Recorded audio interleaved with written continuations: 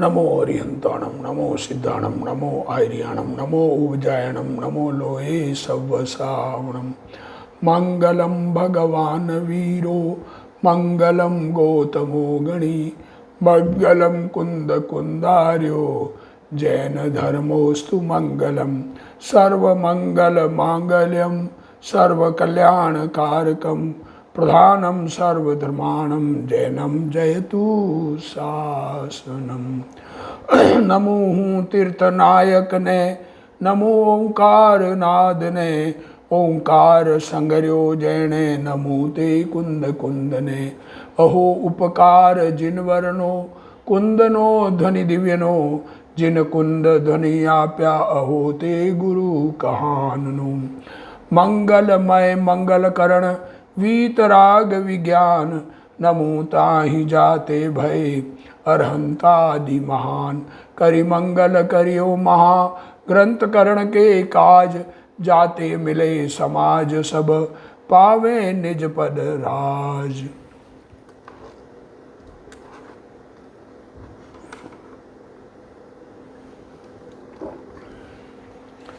मोक्ष मार्ग प्रकाशक पूज्य गुरुदेव श्री के प्रवचन भाग 2 अन्यमति मोक्ष मार्ग कैसा बताते हैं उसकी बात चर्चा चल रही है। अन्यमति में एक ब्रह्म मानते हैं या ब्रह्म का अवतार मानते हैं, कोई अंशावतार कोई पूर्णावतार मानते हैं, और ब्रह्मा विष्णु महेश, ब्रह्मा सृष्टिकर्ता, विष्णु रक्षक और महेश नष्ट करने वाला, ऐसा मानते हैं। अब भगवान की भक्ति आदि की बात पंडित जी ने कही कि भक्ति करते हैं सुगुण भक्ति में तो ऐसे ऐसे गुण हैं जो वर्णन जिन गुणों का किया जाता है, अगर वो वर्णन किसी सामान्य पुरुष का किया जाए तो कोई अच्छी बात नहीं लगती है। वो तो भगवान कहकर ठाकुर जी के सारे वर्णन को सत्य ठहरा देते हैं, और निर्गुण में जिसमें कोई गुण की बात ही नहीं कर रहे हैं, जो उनका स्वरूप बता रहे हैं वो स्वरूप परस्पर विरुद्धता लिए हैं। अब गुरुदेव श्री इस बात को खुलासा रूप से बात कर रहे हैं, उसकी अपन चर्चा करते हैं। पेज नंबर है 53, मोक्ष मार्ग प्रकाशक प्रवचन गुरुदेव श्री के दूसरा भाग, पेज नंबर 53। अन्यमति 2 प्रकार से भक्ति कहते हैं, एक तो निर्गुण भक्ति और दूसरी सुगुण भक्ति। उनमें अद्वैत ब्रह्म की भक्ति करना वह निर्गुण भक्ति है। वह इस प्रकार करते हैं, निरंजन निराकार मन वचन काया से अगोचर सर्वव्यापी प्रतिपालक अधम उद्धारक और सर्व का कर्ता हर्ता हो, इस प्रकार गुण गाते हैं उनकी। वे विशेषण सर्वथा रूप मानने से दोष आते हैं। ऐसे विशेषण सर्वथा मान लें किसी में, एक पक्ष अपेक्षा तो आत्मा के विशेषण कहे गए हैं, उसकी चर्चा अभी नहीं कर रहे हैं, पर सर्वथा अगर माने तो दोष आते हैं, और कितने ही विशेषण तो असंभव है, ये बात पहले आ गई है। तथा निर्गुण भक्ति 3 प्रकार से कहते हैं। क्या कहते हैं? निर्गुण भक्ति करते हैं तब जीव बुद्धि से मैं तुम्हारा दास हूँ, शास्त्र दृष्टि से तुम्हारा अंश हूँ, तथा तत्व बुद्धि से तू ही मैं हूँ, इस पर यह ब्रह्म ही है। देखो, अब यदि भक्ति करने वाला चेतन हो तो मैं तुम्हारा दास हूँ, यह बात रहती नहीं। देखो क्या कह रहे हो, जीव बुद्धि से तुम्हारा दास कहते हो, तो जब एक ही है तो मालिक और नौकर नहीं हो सकते, क्योंकि चेतना तो ब्रह्म की है, इससे उसका स्वभाव ठहरा। जीव बुद्धि से विचार करें तो चेतना तो दोनों एक है, और इसलिए उसमें दास और दासी का स्वामी संबंध नहीं रहता।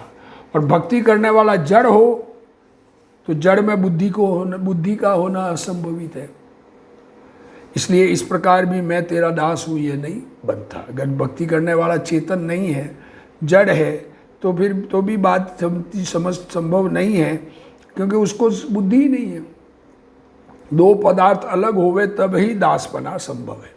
2 पदार्थ अलग हो तो एक मालिक और एक नौकर होता है, एक ही पदार्थ में मालिक नौकर क्या हुए? तो तब मैं तेरा अंश हूँ यह भी बराबर नहीं, क्योंकि मैं और तू तो 2 पदार्थ हो, उसमें ही संभव है।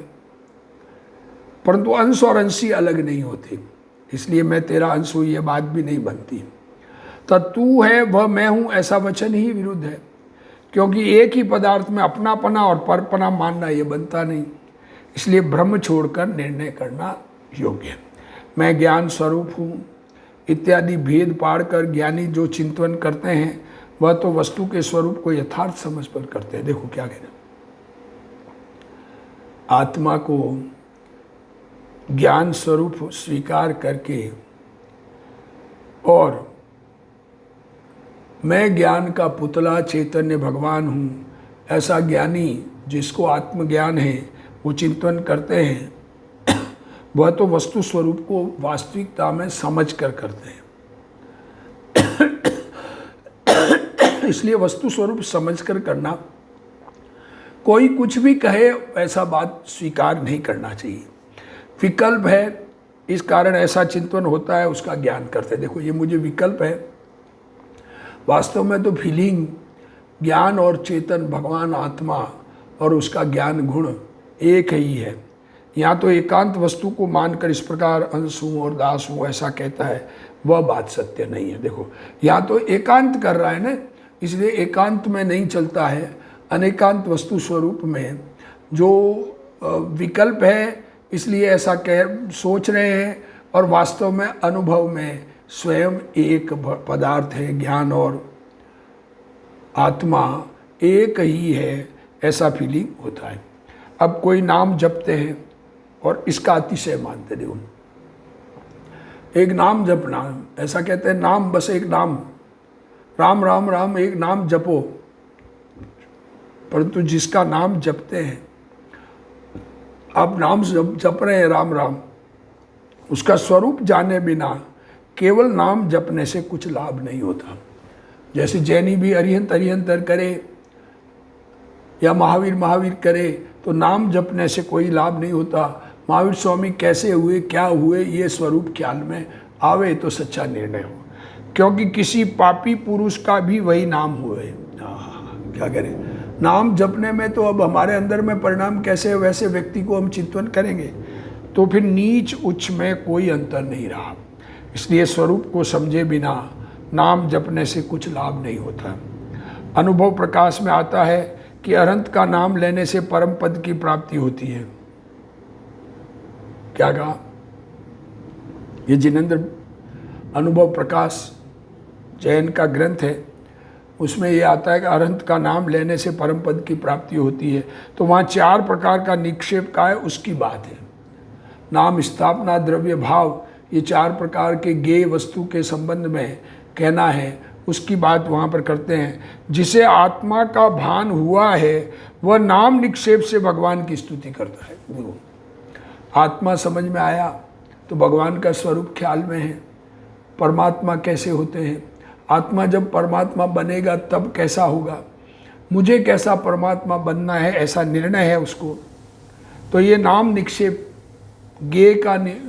गेय के भेद है, नाम, स्थापना, द्रव्य और भाव। तो उसमें नाम निक्षेप से अरिहंत भगवान की स्तुति ज्ञानी करते हैं, तो वो नाम की बात करते हैं, उसे परम पद की प्राप्ति होती है। इसलिए पहले स्वरूप का निर्णय करके फिर जिसकी भक्ति करने योग्य हो उसकी भक्ति करना चाहिए। इस प्रकार निर्गुण भक्ति का स्वरूप कहा।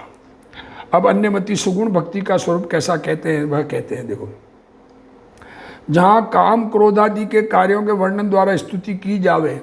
देखो काम कौन से है, काम भाव, भोगों का भाव और क्रोध आदि के परिणाम, उन गुणों से स्तुति करे उसे वे सुगुण भक्ति कहते हैं। वहाँ लोग जैसे श्रृंगार पूर्वक नायक नायिका का वर्णन करते हैं। देखो श्रृंगार करके हीरो हीरोइन खड़े हैं और उनका जैसा वर्णन हो वैसा वर्णन करते हैं, वैसे ठाकुर ठकुरानी का वर्णन करते हैं। स्नान करती स्त्रियों के वस्त्र छोड़ना, अब भक्ति करते हुए ऐसा कथन करते हैं कि स्नान कर रही है तालाब में स्त्रियां, उनके वस्त्र हरण कर लेना, दही लूटना, मक्खन लूटते हैं और स्त्रियों के चरण में पड़ना आदि कार्य करते हुए, ये सब कार्य भगवान के बताते हैं उनकी स्तुति करते हुए। तो संसारी जीव लज्जा पाते, ये काम कोई संसारी जीव भी इन कामों में शर्म की बात होती है, ऐसे कार्य करना उसके ठहराते हैं, ऐसा भगवान के ठहराते हैं। परंतु ऐसे कार्य तो काम पीड़ा होने पर होते हैं। हमें ये काम पीड़ा होने से अंदर में स्त्रियों आदि से चर्चा वार्ता करने का परिणाम, ये भी काम का परिणाम ही कहा गया है। ये काम की पीड़ा हो तो ऐसे काम होते हैं। तथा ईश्वर ने युद्धादि कार्य किए, लड़ाई की, ऐसा कहते हैं। कपट आदि किस लिए कहते हैं? कपट करके किसी प्रकार से भी अगले को हराना लड़ाई में। लोभ के कार्य, धन इकट्ठा करना, राज्य का इकट्ठा करना, राजा बनना, दूसरा का राज्य छीनना, तथा कौतूहलादि किए कहते हैं। ऐसे कार्य किए कहकर भी स्तुति योग्य कहते हैं। देखो, ऐसे कार्य की बात करें और उसकी स्तुति करें तो निंद्य कार्य किसे कहना? तो खराब कार्य कौन होंगे? तथा भगवान ने जो कार्य किए वे कार्य अन्य करे तो उसे निंदा का पात्र कहते हैं। तब जो ऐसे कार्य करे उन सबको बुरा कहना चाहिए। पक्षपात रहित न्याय करो। इसलिए भली भांति विचार करने पर वे निंद्य कार्य भगवान ने किए ऐसा कहकर स्तुति करना योग्य नहीं है।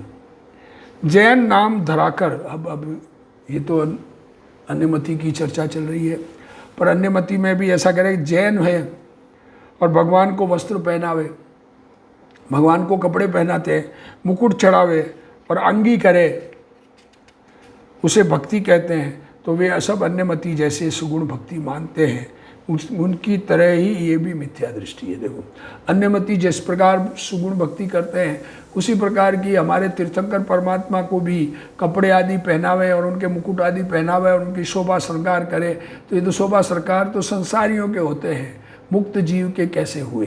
ये विचार करने के बाद भगवान ने वस्त्र रखा था इसलिए अपने को भी वस्त्र रखना चाहिए, ऐसी कल्पित बातें। अब कल्पना से कहानी बना दी, भगवान के वस्त्र रखा था, ऐसी कल्पित बातें भगवान के नाम से रच लेते हैं। लोगों को काम क्रोध आदि की बातें रुचती है, लोगों को वो अच्छी लगती है ना, श्रृंगार किया हुआ, ओ भगवान की मूर्ति श्रृंगार की हुई। अरे भाई, भगवान श्रृंगार क्यों करेंगे, ये विचार नहीं है। इस कारण भगवान के नाम से ऐसी बातें शास्त्र में रच दे और लोगों को कहे तो उन्हें तो इस प्रकार की रुचि पड़ी है, इस कारण रुच जाती है। परंतु ये सब भ्रम है, इसलिए यह बात जानकर यथार्थ निर्णय करना ही कर्तव्य है। यहाँ सुगुण भक्ति की बात चलती है। कितने ही लोग काम क्रोध आदि की प्रवृत्ति को सुगुण भक्ति कहते हैं। ये बात मिथ्या है। क्या कह रहे हैं?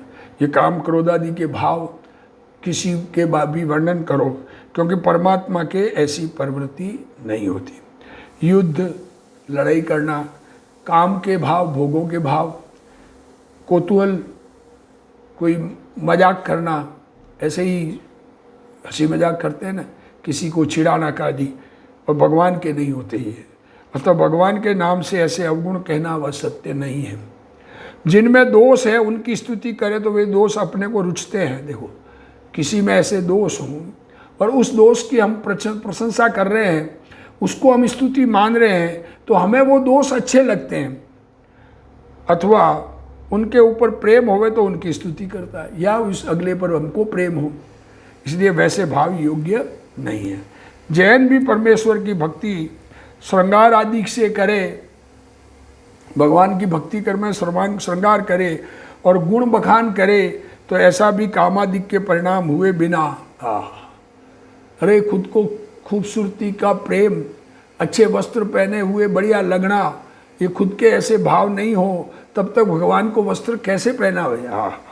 और उनके प्रति अनुराग हुए बिना नहीं होता। भगवान के क्षुधा, तृषा, भगवान को भूख लगती है, प्यास लगती है, बीमारी होती है, इसकी कल्पना करने में अपने को वैसा भाव है, खुद को भी वो वैसा लगता है, ऐसा निश्चित होता है। इसलिए यह मान्यता सच्ची नहीं है। देवशास्त्र गुरु को जिस प्रकार से माना होवे, देखो, देवशास्त्र गुरु को जिस प्रकार से माना होवे उस प्रकार से स्तुति किए बिना रहे नहीं।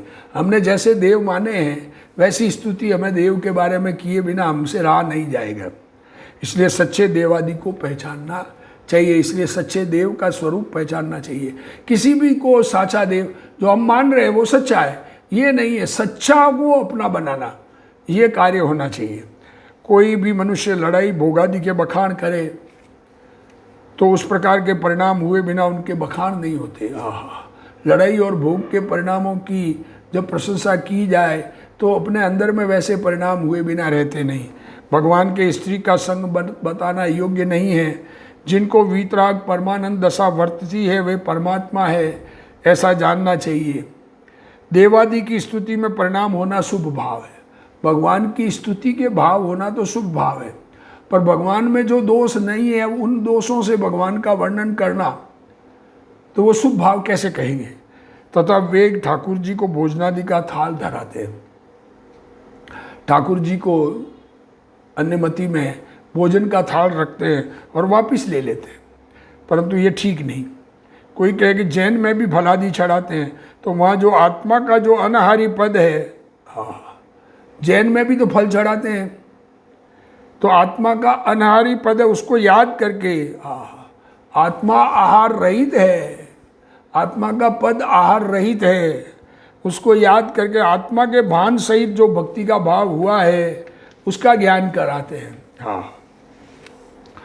माँ भोजनादि सामग्री भगवान के लिए नहीं मंगाते, इस कारण उस सामग्री को वापस स्वयं अंगीकार नहीं करते। अन्य मंत्री तो वापस वह खुराक खाते हैं, इसलिए भगवान को चढ़ाया हुआ द्रव्य खुद वापस अंगीकार नहीं करते जैन धर्म में, पर वहाँ तो भगवान का चढ़ाया हुआ खुद खाने लगते हैं। प्रसाद का नाम लेकर स्वयं ही ग्रहण करते हैं, यह ठीक नहीं है। स्वयं धरे और स्वयं वापस ले ले वे, यह तो मात्र खेल हुआ, भक्ति तो रही नहीं, ये सब कल्पना है। तथा ठाकुर जी के लिए नृत्य आदि करते हैं वे ठीक नहीं है। जैन में नृत्य आदि करते हैं वे भगवान के लिए नहीं, ठाकुर जी के लिए भक्ति करते हैं, ये बात ठीक नहीं है। जैन में भी भक्ति करते हैं, नृत्य करते हैं, पर वो भगवान के लिए नहीं, खुद को वैसा भाव है, उस प्रकार का शुभ भाव आता है। अपने लिए गुण गाते हैं, स्वयं को गुण का प्रेम है, इस कारण ऐसा शुभ भराग आए बिना रहता नहीं। अन्यमति तो ठाकुर जी के लिए, ठाकुर जी के नाम से करते हैं। जैन में गर्भ कल्याण आदि करते हुए तो अपने लिए है, इसलिए इसमें अंतर है। देखो दोनों फर्क है। गर्भ कल्याण आदि उत्सव मनाते हैं तो जैन धर्म में ये मानते हैं कि हम हमारे लिए कर रहे हैं, भगवान के लिए नहीं कर रहे हैं। पंच कल्याणक प्रतिष्ठा भगवान कैसे हुए ये बताने के लिए उनका आयोजन करते हैं, पर वो आयोजन जैसा भगवान का हुआ था उसी की कॉपी करने की कोशिश करते हैं, तो उसमें तो हमारी भक्ति है, ये मान्यता अच्छी तरह से है। भगवान के लिए इसमें कुछ नहीं है। वे सुगुण भक्ति को भी नहीं समझे, इस कारण भक्ति योग से मुक्ति मानते हैं, परंतु यह कोई यथार्थ नहीं है। अब ज्ञान योग में मानसा, पहला भक्ति योग की बात की, अब ज्ञान योग की बात करते हैं। ज्ञान से मुक्ति, कोई भक्ति से मुक्ति कहे, कोई ज्ञान से मुक्ति कहे, ऐसा एकांत करते हैं तो वो सत्य नहीं है। अब अन्य मत प्ररूपित ज्ञान योग से मोक्ष मार्ग का स्वरूप बतलाते हैं। एक अद्वैत सर्वव्यापी परम ब्रह्म को जानना उसे ज्ञान कहते हैं।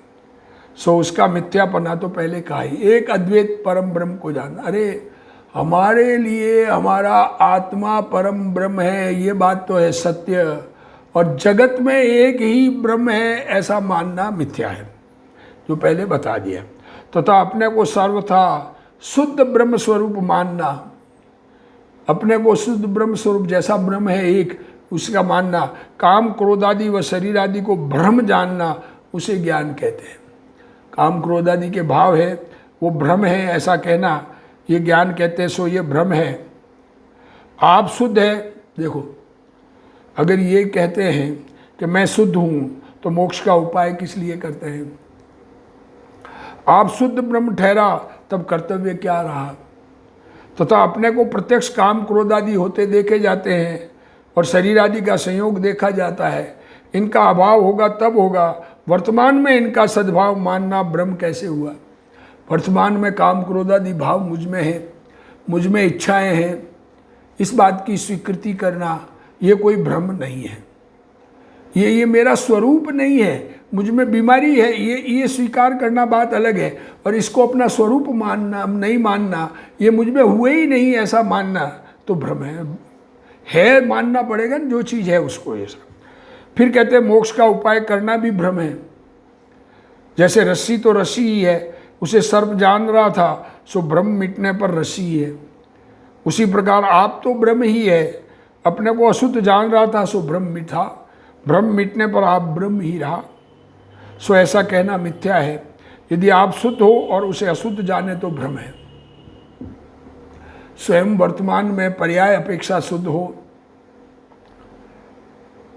और अशुद्ध जाने पर्याय में तो भ्रम है। वर्तमान अवस्था में अशुद्धता है, ये स्वीकृति आनी चाहिए, और शुद्ध पर्याय का बदलाव होकर शुद्धता होगी।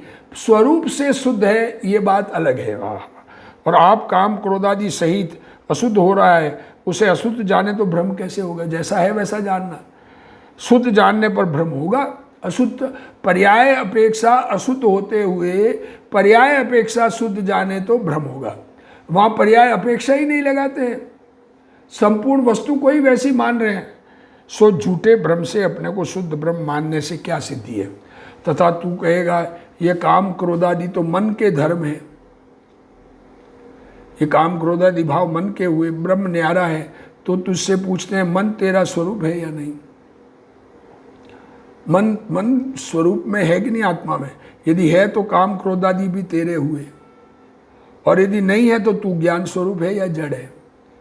अगर मन तेरा नहीं है, क्रोधादि तुझ में नहीं है, तो तू ज्ञान स्वरूप है या जड़ है?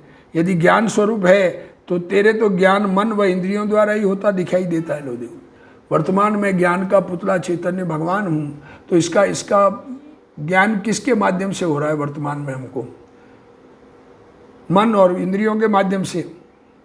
इनके बिना कोई ज्ञान बतलाए तो उसे तेरा अलग स्वरूप माने। इन बिना का कोई ज्ञान है नहीं, इनके माध्यम से ज्ञान हो रहा है, तो ये ज्ञान स्वभाव है, ये बात जुदी है, सो भाषित नहीं होता। तथा मन ज्ञान है, धातु से मन शब्द उत्पन्न होता है, सो मन तो ज्ञान स्वरूप है। सो ये ज्ञान किसका है उसे बतला, परंतु अलग कोई भाषित नहीं होता, अलग कोई दिखता ही नहीं, शरीर से जुदा चैतन्य भगवान जिसको अनुभव में नहीं आया। तू यदि तू जड़ है तो ज्ञान बिना अपने स्वरूप का विचार कैसे करता है? ये तो बनता नहीं। तथा तू कहता है ब्रह्म न्यारा है, सो वह न्यारा ब्रह्म तू ही है या और है? ब्रह्म न्यारा है तो ब्रह्म न्यारा ब्रह्म कौन है? ब्रह्म स्वयं अपना भगवान स्वयं अपने पास है या कोई और है? यदि तू ही है तो तेरे मैं ब्रह्म हूँ ऐसा मानने वाला जो ज्ञान है वह तो मन स्वरूप ही है, और मन से अलग नहीं है। और अपनत्व मानना तो अपने में ही में होता है। जिसे न्यारा जाने उसमें अपनत्व नहीं माना जाता। सो मन से न्यारा ब्रह्म है तो मन रूप ज्ञान ब्रह्म में अपनत्व किस लिए मानता है? तो यदि ब्रह्म और ही है और तू ब्रह्म में अपनत्व किस लिए मानता है? ब्रह्म कोई और है तो ब्रह्म में अपनत्व क्यों मानता है? अरे मैं चैतन्य ब्रह्म भगवान हूँ, ये शरीर प्रमाण, ऐसा अपना अनुभव करने का प्रयत्न करके अनुभव करे। जब अनुभव हो जाए तब न्यारा है। इसलिए भ्रम छोड़कर ऐसा जान कि जिस प्रकार स्पर्शनादि इंद्रियां तो शरीर का स्वरूप है सो जड़ है। ये आँख नाक कान ये तो जड़ है, उसके द्वारा तो जान पना, ये ज्ञान का माध्यम है, सो आत्मा का स्वरूप है। उसके द्वारा जो ज्ञान हो रहा है, जान पना हो रहा है, वो जान पना वो आत्मा का स्वरूप है। उसी प्रकार मन भी सूक्ष्म परमाणुओं का पुंज है। मन भी हृदय स्थान में 8 खिले पंखड़ियों के आकार का मनोवर्गणा से बना हुआ एक परमाणुओं का पुंज है, वह शरीर ही का अंग है। उसके द्वारा जान पना उसके माध्यम से हो रहा है, और वह काम क्रोधादि भाव होते हैं, सो सर्व आत्मा का स्वरूप है। देखो, जान पना हो रहा है आत्मा में और काम क्रोधादि भाव हो रहे हैं आत्मा में। ये तो सामने प्रत्यक्ष बात है। शरीर के काम आत्मा नहीं करता है, ये बात भी ठीक है, ऐसा मानना चाहिए। और एक ब्रह्म, मैं ज्ञान का पुतला चैतन्य भगवान एक ब्रह्म हूँ, और मैं अपने लिए मैं एक हूँ, जगत के लिए जगत के दूसरे ब्रह्म हैं, अनंत जीव जगत में है, ये स्वीकार करना चाहिए। विशेष इतना जानपना तो निज स्वभाव है।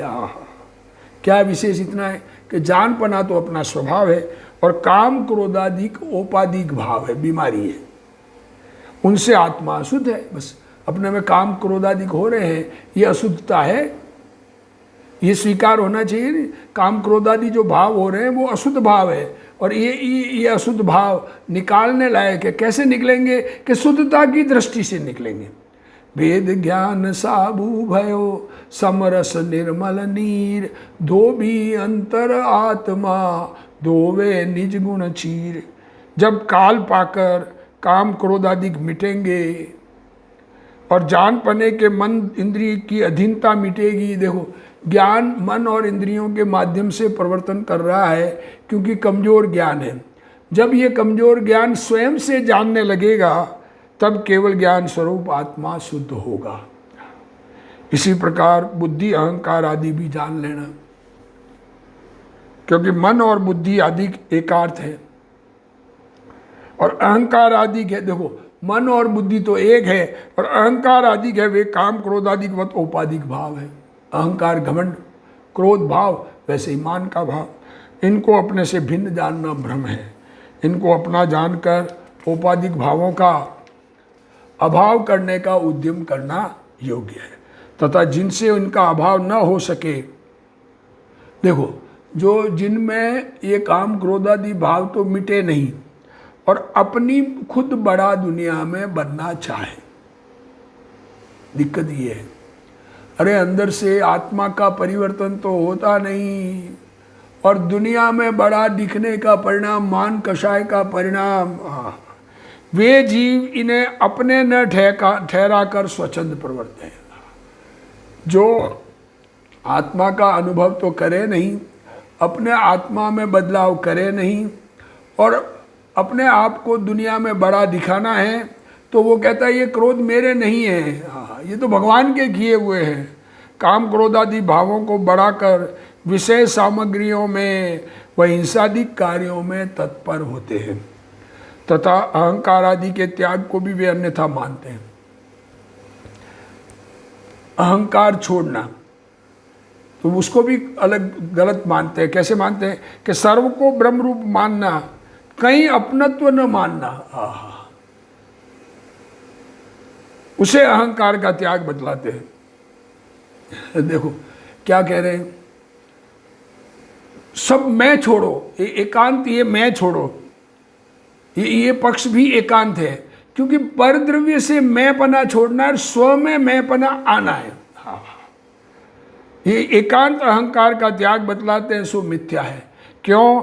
कि कोई आप है या नहीं। यदि है तो आप में अपनत्व कैसे न हो, और यदि आप नहीं है तो सर्व को ब्रह्म कौन मानता है?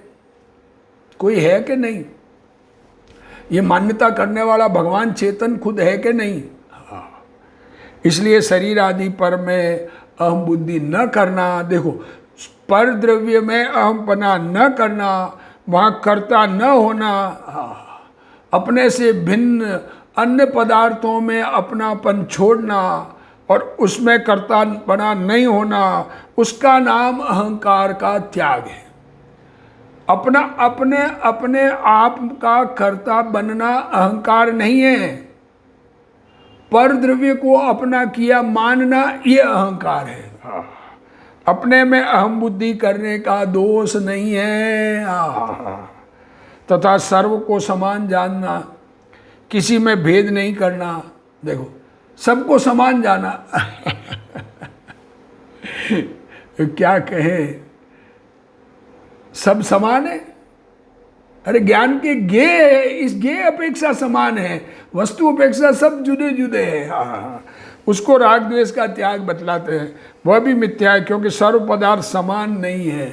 कोई चेतन है, कोई अचेतन है, कोई कैसा है, कोई कैसा है, उन्हें समान कैसे माने? इसलिए परद्रव्यों को इष्टनिष्ठ न मानना। देखो, राग द्वेष का त्याग किसे कहते हैं? कि परद्रव्य, पहली बात परद्रव्य को अपना मानना, ये तो मान है अनंत। अब परद्रव्य को इष्टनिष्ठ मानना, इसलिए वो इष्टनिष्ठ मानना छोड़ना चाहिए। परद्रव्य को अपना मानना छोड़ना, परद्रव्य को इष्टनिष्ठ मानना छोड़ना, वो राग द्वेष का त्याग है। परद्रव्य हमको इष्टनिष्ठ लगते हैं, उसका नाम राग द्वेष है, सो राग द्वेष का त्याग है। पदार्थों का विशेष जानने में तो कुछ दोष नहीं है, पदार्थ सब अलग अलग प्रकार के हैं, जिस पदार्थ का जो स्वरूप है उसको उस स्वरूप से जानना, ये कोई दोष नहीं है। इसी प्रकार अन्य मोक्ष मार्ग रूप भावों की अन्यथा कल्पना करते हैं, तो ऐसी कल्पना से कुशील सेवन करते हैं। देखो मोक्ष मार्ग रूप भाव है, उनकी कल्पना करते हैं, और उसमें कल्पना देखो ये कुशील सेवन साधु आदि करते हैं ना, तो कैसे करते हैं कि कल्पना खोटी करते हैं और ऐसी खोटी कल्पना में कुशील सेवन करते हैं। क्या कहें, क्या खोटी कल्पना कर ले। अरे साहब, दुनिया को सुखी करना, और इस सुख करने में अगले को सुख मिलता है, भोग में अगले को भोग का सुख मिलता है, भोगानंद से ब्रह्मानंद ऐसा स्थापन करते हैं। अरे हाँ, और अभक्ष भक्षण, अरे खाने को सब मिले, जो सबको सब खिलाना, कैसा भी खाना, वर्णादि भेद नहीं करते। कोई क्या कहते हैं, क्षत्रिय ब्राह्मण वैश्य शूद्र, ऐसा भेद नहीं करना। हीन क्रिया आचरते हैं, कोई भी क्रिया कर लेते हैं, इत्यादि विपरीत तो प्रवर्तते हैं। जब कोई पूछे तब कहते हैं यह तो शरीर का धर्म है, अथवा जैसी ईश्वर की इच्छा। देखो भगवान की यही मर्जी थी, भोग खुद भोग रहा है, खुद के अंदर में काम भाव पड़ा है, खुद के अंदर में क्रोध भाव पड़ा है, अब भगवान का किया है, साधु बन के कहता है हमको तो विकल्प नहीं करना, हमको विकल्प नहीं करना, जो हो गया होने दो। ये ऐसा स्वरूप हमारा न हो, हमें सत्य स्वरूप समझ में आवे। भगवान ने जैसा जिनेंद्र परमात्मा ने कहा, वैसा अपना चैतन्य भगवान आत्मा हमें अनुभव में आवे, ऐसा प्रयत्न करना।